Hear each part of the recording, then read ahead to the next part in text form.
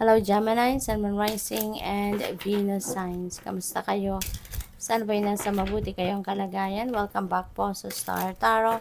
At kung bago kayo rito, welcome din po kayo. Please subscribe, like, share my videos, and leave me a comment kung nakaresonate po kayo. Thank you. So, tignan natin kung ano yung mga messages ni Gemini for today. We have triumph. Ayan. So, merong pagtatagumpayan kayo. You're going to succeed, no? In some areas of life. Maaaring sa trabaho yan, sa negosyo yan, pwedeng ganon. And it's really good kasi your hard work is going to pay off na sa ngayon. At ma-achieve mo na, no, yung success na maaaring matagal mo nang hinahangad, 'di ba? So, we have memory. Baka ang iba sa inyo dito nagba-browse-browse ng mga ano ninyo, ng mga albums ninyo, pwedeng yung physical album talaga to. Pwede rin naman na album ninyo sa cellphone, yung mga ganon, ano? And yung reminiscing, si Gemini, baka naaalala ninyo yung inyong naaalala ninyo yung inyong mga mahal sa buhay, baka naaalala ninyo yung mga loved ones ninyo na baka malayo sa iyo sa ngayon, no? Pwedeng nasa malayong lugar ka at namimiss mo yung mga kamag-anak mo, kaibigan mo, yung ganon. Kaya nagwa-browse ka na lang ng mga photos ninyo, you know. We have live and learn. Ayan. So, maaari ng iba sa inyo dito nag-aaral, no? Baka you went back to school to continue studies or baka nag-online courses kayo or pwede rin naman kung nagtatrabaho na kayo, baka kayo ay mapapadala ng inyong kumpanya, ng inyong opisina sa mga training workshops, mga ganon, seminars, conventions, ganon. So, marami kayong matututunan dyan. No? Marami kayong mapupulot na knowledge. So, what else? We have conflict.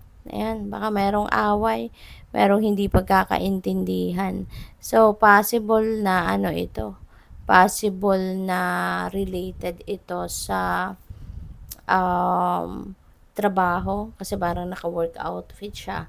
Pero ikaw parang hindi naman. So, pwede rin na pamilya ito, you know, or kaibigan. Baka meron kayong hindi pagkakaintindihan, meron kayong discussion because you are not on the same page. Alright? So, tingnan natin kung ano pa ang ganap. And by the way, Gemini, maraming salamat for subscribing to my channel. And if you haven't subscribed yet, subscribe na po kayo. And also, maraming salamat din sa mga cross-watchers na nandito. Hello po sa inyo. You're welcome here. And also, sa mga hindi nag-skip ng ads, maraming salamat po. And also, please click the join button sa baba po na video if you would like to join the membership sa channel. Thank you. So, yung next card niyo, we have the Chariot. Ayan, this is victory. No? So, meron na tayong Triumph card. Meron din tayong Chariot energy. So, definitely, meron ditong malakas na energy sa inyong horizon of victory, of success. So, meron kayong pagtatagumpayan dito. No?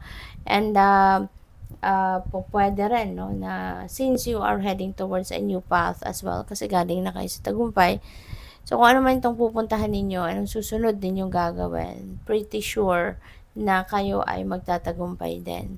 Kasi, mas matatag na kayo ngayon, mas matibay na ang inyong loob, mas confident na kayo. Kaya, samahan pa ninyo ng determination, ng willpower ninyo, ng focus, disiplina, ay siguradong kung ano yung susunod ninyong gagawin, ay sigurado ninyong ito'y mapagtatagumpayan ninyo. Alright? So, we also have the Hermit. Hermit is a Virgo energy. Okay? Maaaring ang iba sa inyo rito. Pwedeng meron kayong Virgo placement sa inyong chart or maybe you are dealing with a Virgo. This is also about solitude, si Hermit. So, iyon ang panawagan sa inyo sa ngayon. No? Na kailangan ninyong mag-solitude, kailangan ninyong ilagay muna ninyong sarili ninyo sa stillness energy para kayo ay makapag-isip-isip, makapagmuni-muni. Kasi pwede ng iba sa inyo is seeking for enlightenment. no? Baka mayroon kayong sitwasyon na nalalabuan kayo or mayroon decision making na kailangan kayong gawin, no? At kailangan ninyong pag-isipan ito mabuti. Alright? So, it's time for self-reflection, introspection, enlightenment, contemplation, yung ganon. Kasi during solitude, no, during quiet times, doon natin naririnig ang intuition natin, doon natin naririnig yung soul natin na magsalita. Okay? So, what else? We have the lovers. Wow. So, this could be a decision na kailangan ninyong pag-isipan mabuti, and that's related to relationship. You know? Baka mayroong mga relationship pinag-uusapan na relationship goals, kumbaga, and baka related dito sa pagpapakasal, related dito sa pagsasama na, pagkakaroon na ng anak, pagsisimula na ng pamilya, pag-expand ng pamilya, so pwedeng mga ganon ang kailangan ninyong pag-isipan, and that's not an easy one, 'di ba? Kailangan ng iba yung pag-iisip, titignan ninyo, examinin din ninyo yung sarili ninyo kung handa na nga ba kayo para sa mga bagay na yan, 'di ba? Or kunyari, single din kayo, pag-iisipan din siguro ninyo dito, handa na ba kayong mag-asawa? Handa na ba kayong mag-settle down into marriage, no? In marriage. Kasi pwede rin na mayroong baka may mga proposal na dito para sa iba sa inyo, or nababali-balitaan ninyo yung proposal na plano ng person ninyo sa inyo, hindi ba? Kaya maaring sa ngayon, pinag-iisipan mo na, no? Parang naghahanda ka na para sa ganung pagkakataon, so that you would know already kung ano nang magiging decision mo. So, kung nasa ka na din, nasa current relationship ka, this is also the time na siguro ma-experience mo yung harmony, yung siguro, yung parang kayo, mas magiging closer kayo with each other, mas magiging stronger siguro ang inyong relationship, no? So, good luck sa'yo. We have 5 of Pentacles. Ayan. So, this is about, siguro, baka may financial constraints, financial problem, na pwedeng pinagdadaanan ng iba sa inyo sa ngayon. But, don't lose hope. Okay, huwag kayong mawala ng pag-asa. Always remember na kahit anumang problema sa buhay, yan ay may solusyon.